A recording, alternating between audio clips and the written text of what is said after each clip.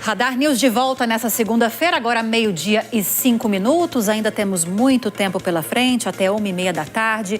Muita informação para você na tela do SBT News.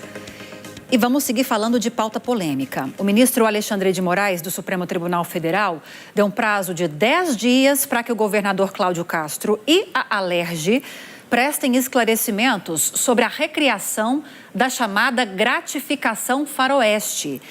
Essa decisão foi tomada após a derrubada do veto do governador ao projeto aprovado pela Alerj, que autoriza o pagamento de gratificações a agentes que apreenderem armas de grosso calibre, como fuzis, ou matarem criminosos durante operações policiais. No despacho assinado, Moraes afirmou que o pedido de informações se deve à relevância da matéria e de seu especial significado para a ordem social e a segurança jurídica. O prazo se encerra no próximo dia 8. Vamos então seguir para o Rio de Janeiro. Sidney Rezende está por dentro, bastante por dentro, inclusive, dessa medida polêmica, dessas movimentações da Alerj, de Cláudio Castro, dessa resposta do ministro Alexandre de Moraes. O que você destaca sobre toda essa movimentação, hein, Sidney? Bem-vindo, boa semana, meu amigo. Da mesma forma para você também. Olívia, é uma recriação de algo que deu errado na década de 90.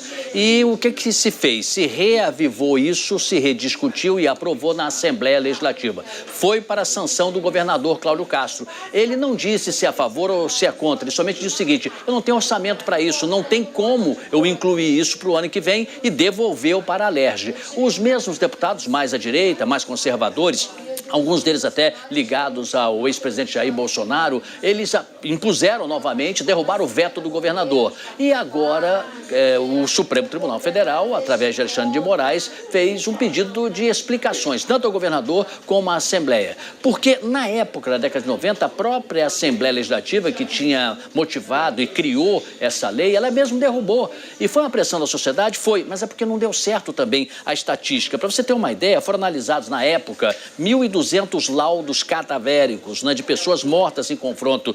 E desses, o que eles descobriram? Que 2/3, 64%, foram pessoas executadas na nuca, pelas costas. Então, a letalidade policial aumentou, as mortes de pessoas aumentaram também e a criminalidade continuou alta. Eles acharam por bem, então, na época, vetar isso. E agora reavivaram. E por isso essa polêmica está novamente em atenção. Sei que muita gente pensa que deveria se ter isso mesmo, tem que matar bandido, é a melhor maneira, mas os resultados objetivos para diminuir a criminalidade, eles não vêm. E para fechar, por que eu citei agora há pouco esses aliados da Assembleia, o ex-presidente? Porque o ex-presidente Jair Bolsonaro chegou a defender na época, Lívia, em que ele era presidente, o chamado excludente de ilicitude. Ele até disse, ele, o policial, resolve problemas, matar 15 ou 20 pessoas, e ele não tem que ser punido, tem que ser condecorado. Então tem gente que pensa esse tipo de coisa, mas agora o caso está no Supremo. Tá bom, Sidney Rezende continua conosco, porque a gente vai seguir falando sobre isso, mas eu vou chamar um outro convidado, o Roberto Uchoa, que é conselheiro do Fórum Brasileiro de Segurança Pública agora. Roberto, bem-vindo ao Radar News, boa semana, boa tarde para você. Queria que você começasse falando um pouquinho para a gente sobre essa primeira decisão de Cláudio Castro, muito bem explicada pelo Sidney Rezende, que não foi uma decisão por derrubar essa gratificação faroeste por princípios ou por não concordar com essa definição, como essa retomada dessa gratificação, simplesmente por questões orçamentárias.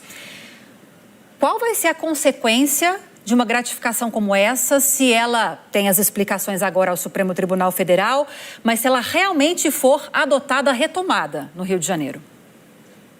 Boa tarde, Lívia. Boa tarde, Sidney, a todos que estão nos assistindo. É um problema que o Rio de Janeiro tem enfrentado, que é uma falta de visão de longo prazo em termos de segurança pública, de política de segurança pública. Está se buscando reeditar o que já é evidente que não deu certo no passado, como foi, inclusive, informado anteriormente. A posição do governador, como você bem mesmo afirmou, teve uma decisão mais técnica do que ideológica, porque a gente sabe que até por causa da operação contenção, o número de mortes que teve, que não é um governo que tem realmente essa preocupação em não ter uma política de segurança pública de confronto. Na verdade, é um governo que privilegia esse tipo de segurança pública. Mas qual o problema dessa gratificação faroeste? Além de nós sabermos que já não deu certo quando foi aplicada. É porque ela deturpa, ela desvirtua o sentido da própria instituição. Quando a gente pensar a Polícia Civil, é uma polícia que deve investigar, é uma polícia que existe para solucionar crimes. E quando você começa a premiar o policial que mata o criminoso, não faz sentido algum, porque a prisão do criminoso e o depoimento do criminoso é fonte importantíssima para qualquer investigação policial que tenha o objetivo de desbaratar ou enfraquecer uma organização criminosa. Então eu acho que a gente segue cometendo os mesmos erros, a gente segue numa política de confronto que já mostrou que não dá resultado e infelizmente seguirá não dando. O que a gente vai ter provavelmente vai ser um aumento da letalidade policial que já é altíssimo. Sobre o que o Sidney Rezende falou agora há pouco, e eu deixo o espaço aberto, Sidney, se você tiver alguma pergunta também para o Roberto. Então, sim, Roberto, na verdade é preciso ter ações objetivas, de inteligência, de investigação e que elas sejam, às vezes até um pouco mais demoradas, mas eficazes. Como fazer, então, para que se tenha recursos objetivos para a polícia melhorar? Porque, por exemplo, o caso do Rio de Janeiro tem algo que é delicado. A chamada Polícia Técnica do Rio é diferente das polícias técnicas em outros estados. E se reclama que se poderia investir mais nessa área. Seria um caminho para enfrentar a criminalidade? Ou é preciso uma operação mais objetiva? A gente sempre trata a segurança pública no Rio de Janeiro e no Brasil como um todo como um problema de efetivo, de armas e de orçamento. A gente gasta muito. O orçamento alocado para forças de segurança e para a questão de segurança pública como um todo, ele é altíssimo. No Rio de Janeiro, então, é um dos mais altos em termos percentuais do Brasil. Então, o que a gente tem é que a gente precisa pensar nessas instituições e também reformá-las. A gente precisa reestruturar, como você muito bem citou, a questão da polícia técnica, mas não só isso. A gente tem estruturas policiais que não foram reformadas na Constituição de 1988. O Brasil reformou o sistema de saúde, o sistema de educação, o sistema de assistência social, e somente agora que a gente começa a debater sobre o Sistema Único de Segurança Pública. As forças de segurança vieram no período repressivo e não mudaram, não tiveram uma reforma para passarem para um projeto de segurança pública, voltada para o cidadão. Então é muito fácil você manter essa ideologia do confronto. A gente tem uma polícia que só faz rua e uma polícia que só investiga. A gente precisa ter uma integração maior entre essas instituições, a gente precisa ter compartilhamento de informações, compartilhamento de bancos de dados, a gente precisa ter um investimento, e aí não é só financeiro, mas também de preparação e de foco na investigação e elucidação de crimes. A gente tem índices de elucidação de homicídios baixíssimos. A gente tem um foco em prender o pequeno criminoso, em prender o pequeno avião. A gente precisa realmente desestruturar as organizações financeiras através de investigações complexas. E dentro desse trabalho, sim, há necessidade de retirada do domínio territorial. Mas não em operações como a contenção foi feita, que a polícia entrou, pegou 90 fuzis, matou 100 pessoas e saiu, e devolveu o controle territorial para a organização criminosa. Não. A gente precisa ter um trabalho interligado, estruturado de longo prazo. Não é só falar sobre inteligência, porque há esse discurso de precisamos de inteligência, inteligência seria a solução de todos os problemas. Não. Às vezes é fazer o mínimo, que é integrar, que é trabalhar conjuntamente. Agora, em um estado em que a gente tem uma secretaria para a Polícia Civil, uma secretaria para a Polícia Militar e uma secretaria para a Segurança Pública, a gente observa que falta essa integração já de cima. Isso dificulta muito o trabalho de segurança pública no estado. Agora, Roberto, quando a gente fala de bonificar, de premiar policiais durante essas operações, ou pela apreensão de fuzis, ou então por matarem suspeitos ou criminosos já conhecidos, já consolidados, a gente chegou à conclusão aqui que isso contribui para aumentar a letalidade policial. Existe um argumento do PSOL, ao tratar sobre esse assunto, que vai além disso. Diz que essa letalidade vai aumentar também porque isso estimula, essa bonificação estimula a criação de uma espécie de competição por mortes. Chegaríamos a esse ponto? Dá para falar nesses termos? Olha, a gente trabalha, isso seria uma suposição, né? É algo que poderia acontecer. E dentro desse cenário, se trabalha com essa suposição. Sim, pode acontecer num cenário dado como esse. Agora, eu acho que, já que a questão orçamentária foi imposta, apesar de haver esse problema já acontecer, eu acho que seria muito mais interessante, como eu falei anteriormente, você alocar esse tipo de recurso, por exemplo, para diminuição de índices criminais em determinada região, que aí nem é um trabalho da Polícia Civil, um trabalho mais preventivo. Mas a gente poderia, por exemplo, premiar o aumento nos índices de solução de inquéritos, de investigação policial, de inquéritos relatados que se tornem denúncias ao Ministério Público. Porque a gente precisa debater isso também. Não é só o final de um inquérito, um relatório, que significa que aquela investigação acabou, não. A gente tem que trabalhar para entender a qualidade daquela investigação. Foram elencadas provas suficientes? Houve prova pericial adequada? Porque perícia é o coração de uma investigação.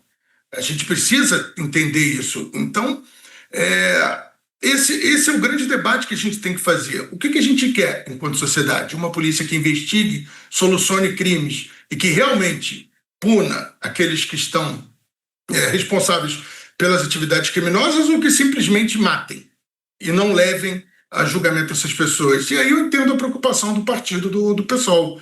Porque você, dada uma gratificação, se você pegar um policial, por exemplo, olhar e falar, se eu prender esse criminoso, ele pode ser solto numa audiência de custódia e não vai dar em nada. Ou a gente pode matá-lo aqui e, de repente, ganhar até uma bonificação. São pensamentos que podem passar pela cabeça de uma pessoa na Força de Segurança Pública, principalmente quando ele ainda tem um suporte político para isso, quando ele sabe que ainda tem políticos defendendo esse tipo de ação. Então, é uma situação complicada. Eu não vejo sentido algum, não, em termos de segurança pública, para que uma medida como essa esteja em vigor. Sidney. Sim, bom, Alexandre de Moraes é ministro do Supremo Tribunal Federal. O governador do Rio de Janeiro, o Poder Executivo Estadual, tomou a decisão e acabou sendo derrubada na Assembleia Legislativa, que é o Poder Legislativo. Alexandre de Moraes, o ministro tem autoridade para entrar nesse meio do circuito e impedir que isso se transforme numa lei concreta? Olha, eu confesso que eu não sei quais foram os instrumentos jurídicos utilizados para essa manifestação do ministro Alexandre de Moraes. Eu acho que há um problema, houve um debate sobre a constitucionalidade, na verdade, a inconstitucionalidade dessa lei, porque deveria ter sido, se eu não me engano, proposta pelo Poder Executivo e não foi, parece que foi feita pelo Poder Legislativo, e eu não sei qual foi o instrumento jurídico utilizado. Agora, é estranho que venha logo uma manifestação direta do Supremo Tribunal Federal sobre o tema. Não sei se é dentro da DPF, dentro dos debates sobre segurança pública, ou está relacionado de alguma forma com alguma análise da operação contenção. A gente precisa entender como isso está sendo feito. Agora, isso mostra um pouco como esse debate sobre segurança pública no Rio de Janeiro como um todo está um pouco perdido, né? Porque toda hora você precisa ter esse enfrentamento entre entes públicos com visões distintas de poder, de projeto, um tentando impor uma coisa que às vezes, e muitas vezes, excede o permitido pela própria Constituição, e um poder judiciário central, como o Supremo Tribunal Federal, tentando voltar a que as coisas aconteçam dentro de certos limites. É mais um sinal de que não há concordância nesse tema no Rio de Janeiro e que não há uma paz jurídica para se trabalhar com tranquilidade na área de segurança pública no Rio de Janeiro. Queria agradecer aos meus convidados pelas Olívia, informações Roberto, de agora. Desculpa, Sidney, por favor, o espaço é seu. Não, é muito rapidamente. O pessoal perdeu na Assembleia Legislativa, recorreu ao Supremo Tribunal Federal, por isso o ministro teve que participar, né? Ele realmente está cuidando da DPF, das favelas. Então, faz parte. A minha dúvida, e já foi retirada aí essa dúvida, era exatamente o seguinte: em que medida deveria o ministro julgar apenas julgar ou, no caso, ele está pedindo explicações. Quer dizer, ele passou a ser uma parte operacional do sistema. Mas, de certa forma, em parte, foi respondida a pergunta, viu, Lívia? Tá certo. Quer fazer alguma consideração sobre isso, Roberto, ou finalizamos? Sidney, eu acho, inclusive, que a gente tem que pensar sobre isso. O que o Supremo Tribunal Federal, por que o Supremo Tribunal Federal tem tido que atuar tanto nessa questão de segurança pública do Rio de Janeiro? Por que o Estado não tem conseguido trabalhar no tema da segurança pública com a tranquilidade que precisaria ter para um tema tão central em um estado como o Rio de Janeiro? A gente não vê isso se repetir em outros estados. Quer dizer, a gente precisa discutir sobre isso. Por que precisa toda hora de que um ministro do Supremo atue como um regulador para evitar excessos, sabe? Eu acho que isso passa por um debate muito necessário na esfera do Rio de Janeiro. Tá certo. Muito obrigada, Roberto Shoa, conselheiro do Fórum Brasileiro de Segurança Pública, e também o nosso analista Sidney Rezende. Bem-vindos sempre. Boa semana. Obrigado. Boa semana a todos.